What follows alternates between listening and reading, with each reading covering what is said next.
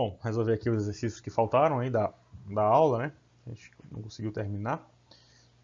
Aí já fica como pós-aula pra gente, né? Então nós temos aí um sítio que é quadrado e ele deve ser dividido em 4 quadrados, né?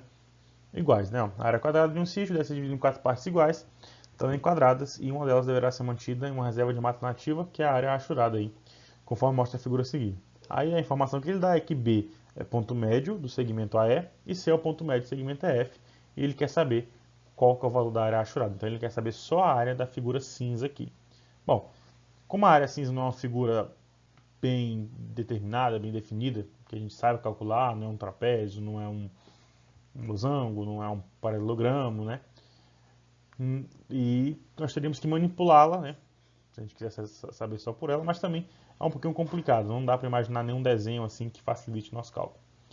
Só que, olhando só para esse quadrado aqui, né, nós podemos verificar o seguinte, que a área branca, né, a área que não está pintada, formam dois triângulos de 90 graus, né?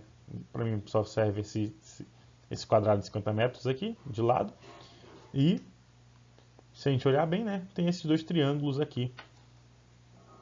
Tem dois triângulos aí que são retângulos também, né? Porque, ó, o que acontece?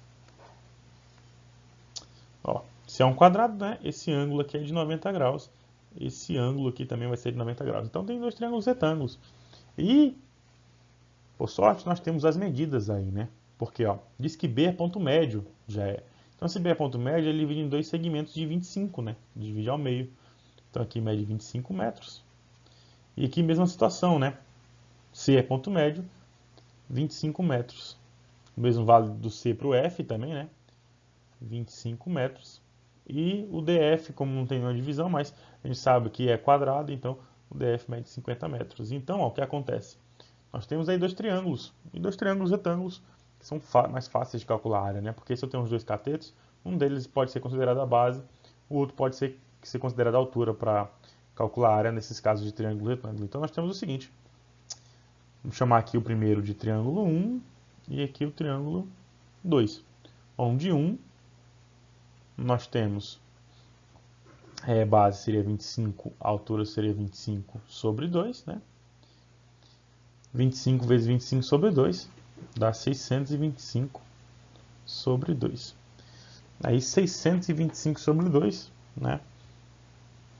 625 sobre 2 dá 312,5, né? É igual a 312,5 metros quadrados. Essa é o primeiro triângulo. Do segundo triângulo, nós temos que a base mede 25 e a altura já mede 50, né? Tomando o segmento FD como altura. 25 vezes 50 sobre 2. 50 para 2 é 25, então nós teremos 25 vezes 25 e 25 vezes 25 é 625 metros quadrados. Bom, beleza. Eu quero saber só a área pintada. Isso fica fácil. A área pintada vai ser exatamente a área total desse quadrado aqui, menos a área dos dois triângulos aqui que não estão pintados, né? Então, a área do quadrado, se o lado mede 50, então é 50 vezes 50, que dá 2.500 metros quadrados. Então vai ser 2.500 menos os 625 menos 312,5. E operando aí, continha bem básica aí, né?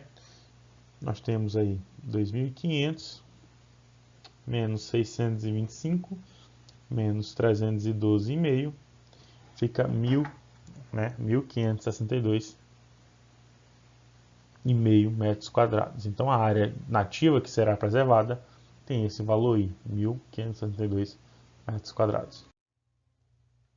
Bom, nesse outro exercício, nós temos um trapézio, né? Acho que a imagem vai ficar cobrindo um pouco aí. Mas nós temos um trapézio, né? Aí ele diz o seguinte, diz que AD mede AD é igual a CB, então quer dizer que esse segmento é igual a esse segmento aqui, né? Nós temos um CD aí. E tem 60 graus, o ângulo aqui, né? Tá a figura.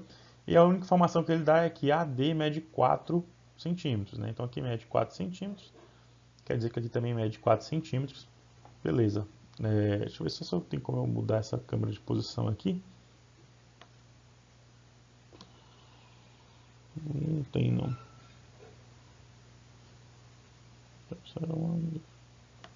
Acho que assim fica.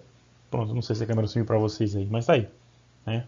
Para mim tá aparecendo aqui, depois eu dou uma revisada. Bom, o que acontece, né?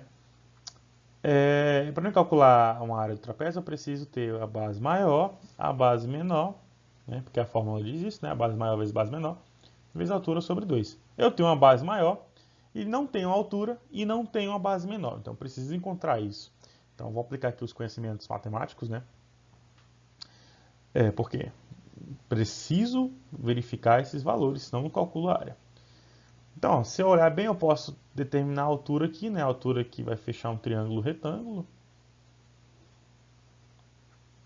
E por ele ter me dado o valor de 60 graus aqui, eu consigo determinar, né? Qual que será a altura. Porque, ó, nesse triângulo retângulo aqui, 4 centímetros é a hipotenusa, né? Então, ó, se eu tenho um ângulo de 60, tenho um ângulo de 90, e aqui a média de 4, então pelo seno de 60, vai dar o quê? Vai dar aqui o cateto oposto, que eu quero achar que é a altura, vai ser igual à altura sobre 4.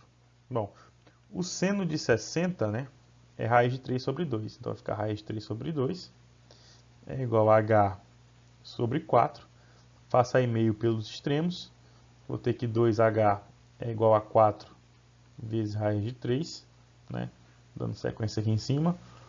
O 2 está multiplicando, passa dividindo, então h vai ser igual a 4 dividido para 2, 2 raiz de 3 centímetros, né? Então nós temos a altura aí. A altura até enjoada aí, né?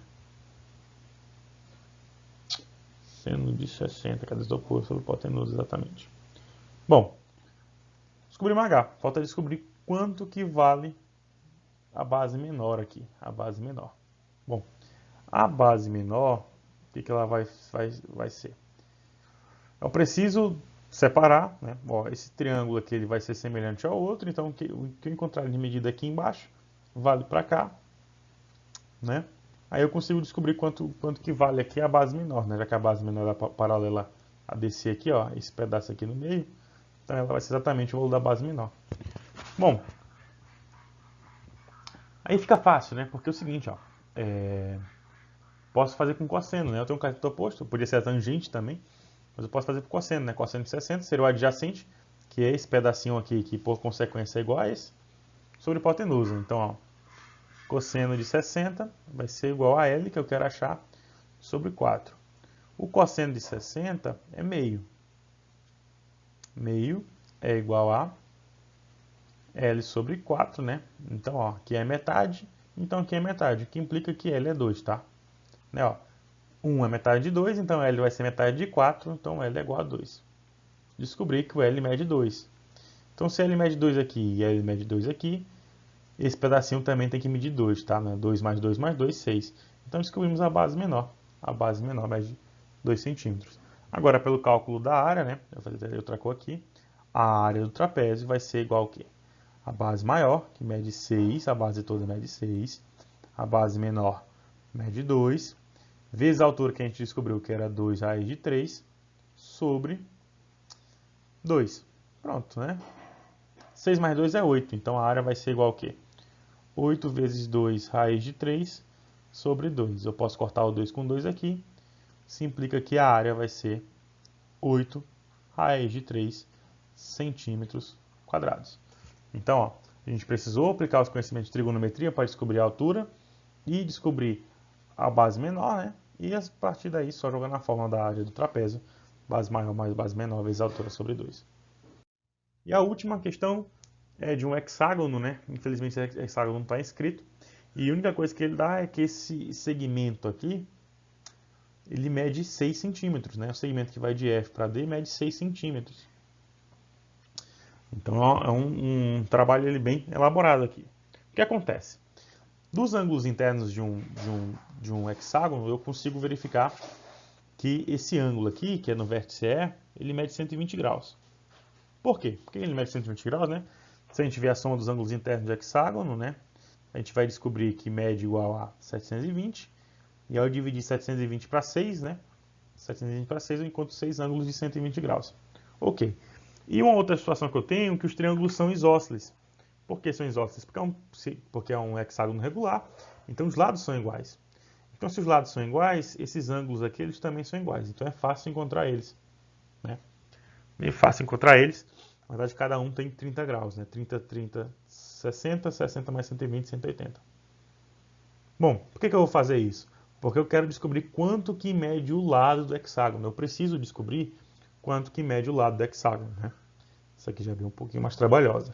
Então, para me descobrir quanto mede o lado do hexágono, eu vou ter que trabalhar com as leis do seno. O que acontece? Né, ó, eu vou ter que sempre que o lado sobre o ângulo, seno do ângulo oposto, vai ser igual ao lado sobre o seno do ângulo oposto a esse outro lado. Né?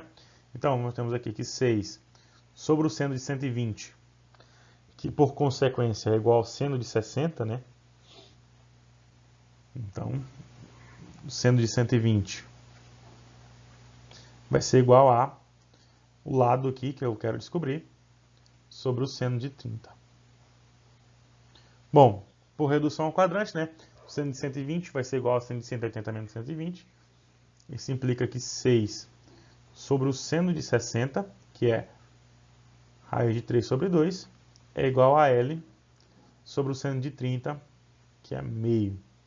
Cortamos os dois aqui, vai ficar raiz de 3L, né? Igual a 6. O raiz de 3 está multiplicando, passa dividindo. O L vai ser 6 sobre raiz de 3. E o lado do hexágono vai ser, racionalizando, né?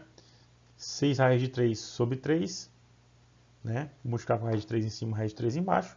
E já simplificando, né? Vai ficar 6 sobre 3, vai ficar 2 raiz de 3. Então, o lado do hexágono mede 2 raiz de 3. Beleza, descobri o lado. Eu quero saber qual que é a área do hexágono, né? O lado é 2 raiz de 3 centímetros quadrados. Então, para me verificar a área, eu tenho que descobrir quanto que mede a apótema, né? Então, eu vou apagar esses desenhos que a gente fez aqui para achar, que a gente já achou o lado, né? E tenho que achar quanto mede a apótema. Por quê? Vamos lembrar? A área de qualquer polígono regular é igual ao perímetro, né? Perímetro vezes a apótema,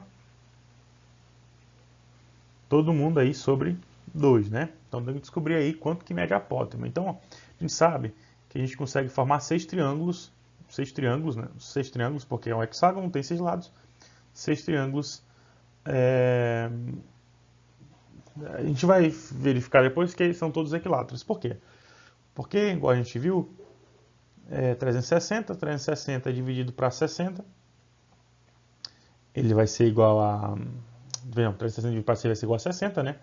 Então, nós teremos aí sempre 3 triângulos iguais aqui, 60 graus, tá?